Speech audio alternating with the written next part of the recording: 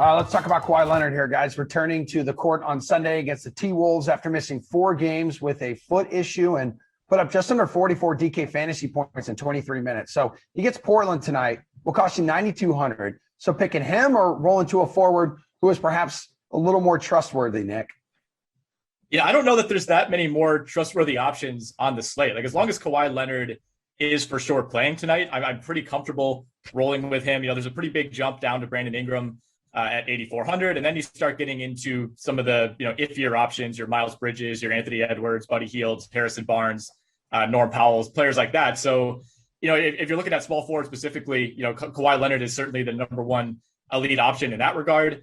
Like you said, doesn't need a ton of minutes to rack up great fantasy value. The one thing with him is, even if he is fully healthy, there's not a lot of scenarios where you see him playing like 37, 38, 39 minutes. They're generally pretty conservative with him. So maybe he doesn't have that crazy ceiling. But, super high floor player whenever he's on the court. Kenny, what say you?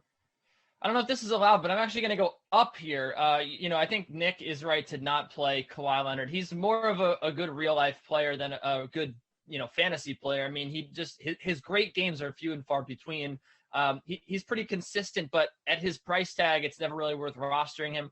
I like Zion Williamson at $9,700. I'm going to go attack the Brooklyn Nets, who I just crapped on because they don't play any defense, especially now without Nick Claxton down low. He's actually been one of their more reliable front court players.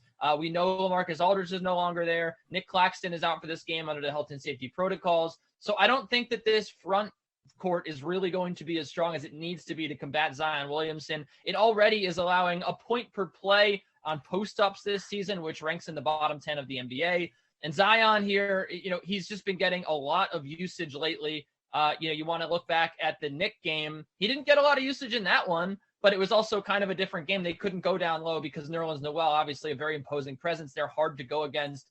They didn't want to drive the ball in on him, rightfully so. But here, I think that the Nets are able to be exposed, and Zion Williamson's going to drive the ball in all day long, post up, just get whatever he wants here against this bad defense of the Brooklyn Nets. So I really like him at 9,700. I think you can rely on him for probably 5X here.